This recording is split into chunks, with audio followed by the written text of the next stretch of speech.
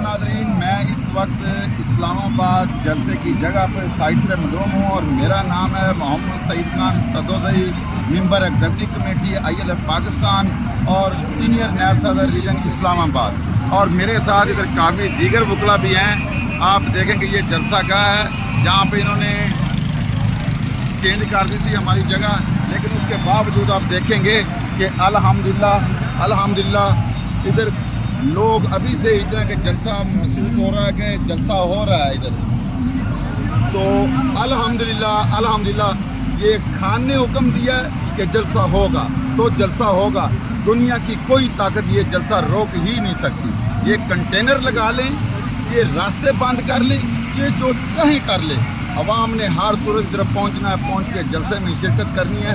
आप कल इंशाअल्लाह ताला देखेंगे कि पूरे पाकिस्तान से, हर तबके से, हर तरह के बच्चे, बूढ़े, जवान, हर तरह से लोग आएंगे और आप देख लेंगे कि ये मोटरवे, ये GT रोड, ये सारा का सारा बंद होगा और पाकिस्तान का इंशाअल्लाह ताला ये सबसे बड़ा जो जलसा होना है।